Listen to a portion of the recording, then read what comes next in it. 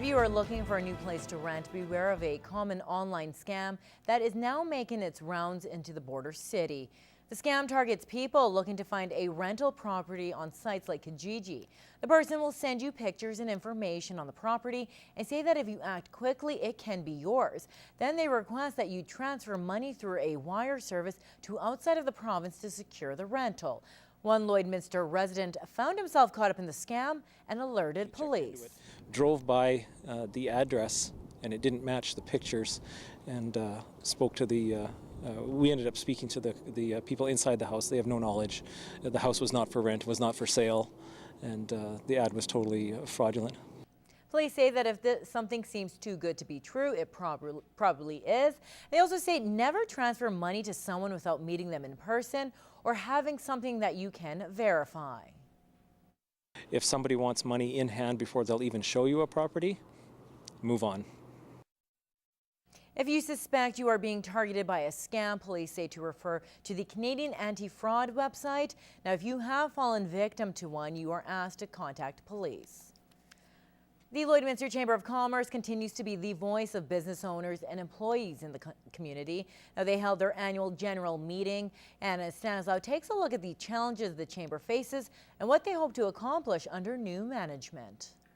That I will faithfully and truly. That I will faithfully and truly. Perform my duty. Perform my duty. As President of the Lloydminster Chamber of Commerce. As President of the Lloydminster Chamber of Commerce. A new president as well as new members were sworn in during the Chamber's annual meeting. The Chamber helps save businesses money and points them to the right direction. And it's something Michael Holden hopes to continue in his new position. We've got some really interesting policy resolutions on the books. I hope to increase some awareness of the Chamber and make sure that people are getting, or businesses are getting full benefit of being members of the Chamber. Al Etherington, a member of the Chamber, has been using the benefits program since starting his business 2 years ago. Your contacts, business personnel that you meet, the events that you go to, it's a great bunch of people that you get to know. The people that were here today, I have lots of clients in this room and able to get more through them. Government officials also say the Chamber provides critical advocacy on behalf of the community. One example is the meeting the Chamber held with the colleges of physicians and surgeons. We've long recognized that there are some challenges with how physicians are licensed in the border city with the two provincial jurisdictions, and they've done some really excellent work, liaising with the two colleges to try and break down some of the barriers that we've been fighting with for some time.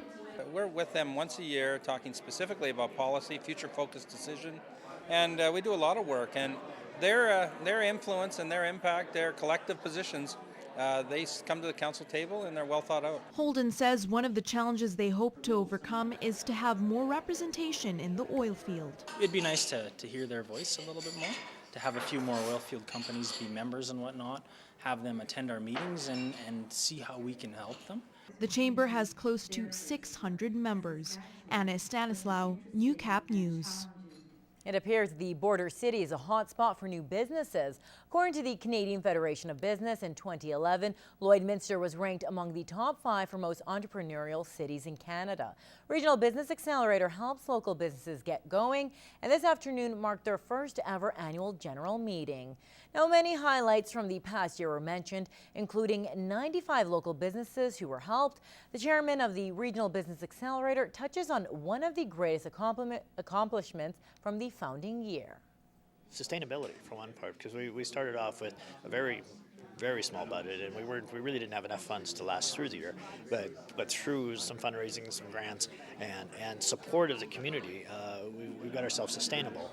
Founding members say one of the major strengths is their industry-driven board of directors. One of the members says he's motivated to take part because of his own experience. I decided to sit on the board because I too started my business here in Lloydminster and found that I had to learn a lot of things myself or pay right up front for some advice. Because the Regional Business Accelerator has been running officially for only 1 year, no changes were made to staff members of the board. The RBA gives thanks to many local businesses to help them get started. Some skilled teenagers in our region will be going head-to-head with their peers in several categories. Now, it's part of the regional skills competition taking place next month at Lakeland College's Vermilion campus. And this week's Beyond the Classroom, we take a look at a few Holy Rosary High School students who are preparing for the big day.